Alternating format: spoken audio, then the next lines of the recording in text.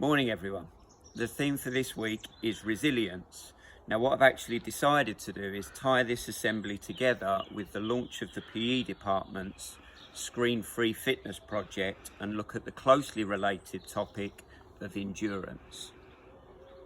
My own fascination with endurance started with reading stories of great journeys of exploration, particularly from the early 1900s. The 1901 Discovery Expedition, led by Robert Falcon Scott, was one of the first. He actually sent a member of his crew, Ernest Shackleton, home because his lack of physical fitness was holding back the entire group. Refusing to give up and demonstrating great resilience, Shackleton returned to lead the 1907 Nimrod expedition, which was seen by many as a journey that represented the greatest feat of endurance. In spite of having little support and woefully inadequate equipment, he pushed to his limits before turning back just short of his intended destination, the South Pole. A decision that saved his life. "I shot my bolt," he declared. What was it that enabled these men to push their minds and bodies to the very limits of their capabilities? How would I respond to these great challenges if I was in the same situation? Reaching the limits of human endurance seems a simple concept until you start to try to explain it. Part of the problem is that endurance is a conceptual Swiss Army knife. On the one hand, it's what you need to finish a marathon. But on the other, don't you endure long revision sessions trying to grasp a topic that you just can't seem to get? Mr Hewlett opened his end-of-term letter with the paragraph from the first headmaster, Charles Stewart, which was all about the topic of endurance. The implication being that this current situation demands that we all demonstrate that quality, both individually and as a community. The use of the word endurance in the later cases seems more metaphorical, but the distinction between the two isn't quite as clear-cut as you might think. Think of Shackleton's voyage on the Endurance and the crew's 2-year struggle for survival facing the greatest of adversity.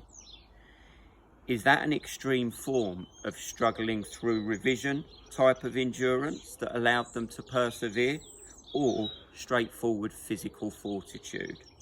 What is it that defines your own limitations? Much of the early research on endurance treated the human engine much like any other. Like a car is reliant on petrol, the human body is reliant on fuel. And when it runs out, that's the point at which we can go no further.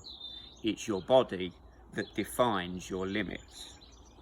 Whilst there's no doubt that the human body does have limitations, the extent to which that is the reason that we cease the struggle to continue is perhaps not quite so clear.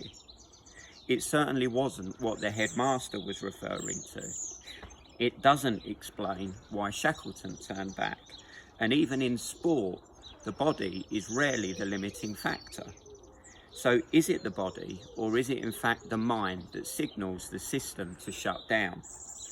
Tim Noakes, a controversial South African scientist, theorised that the brain, or what he termed the central governor, was responsible for these limits. Asked to explain this in simple terms, he referenced the sprint finish, which we see in even the toughest of endurance races. If you've got enough energy left to sprint at the end of the race, then why don't you go faster earlier?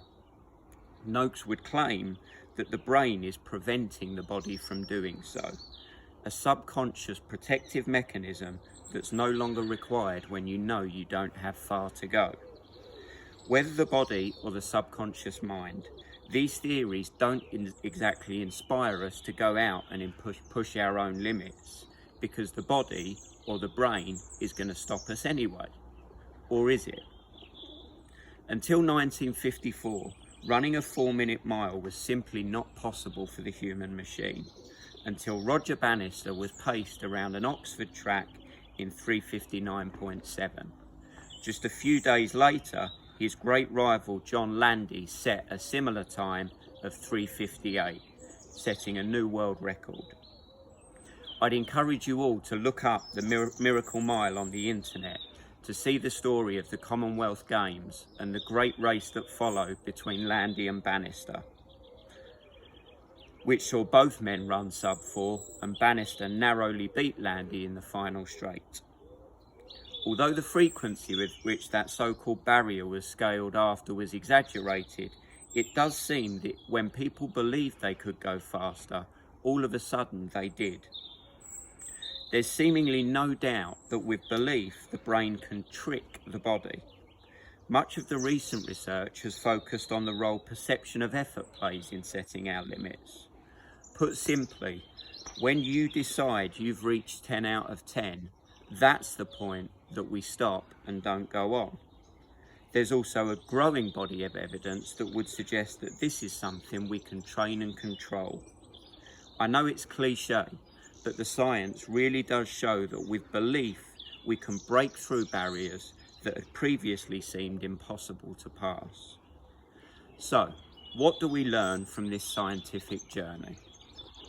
Alex Hutchinson's written a book on the topic of endurance that I would highly recommend, and after spending years reviewing the literature, summarised as follows. If you want to push the boundaries of your existing limitations, consistent hard work over time is undoubtedly the key. The cake, if you will, with the icing on top being a genuine belief that anything is possible. I would always argue that one can lead to the other. I hope all of you enjoy Endurance Week and take every opportunity to stay active and healthy. If you can do so safely, there's no simpler way to start exploring your own limitations than by getting out to run. I'll leave you with a Kipling quote. If you can fill the unforgiving minute with 60 seconds worth of distance run, yours is the earth and everything that's in it. Have a great week and see you all soon.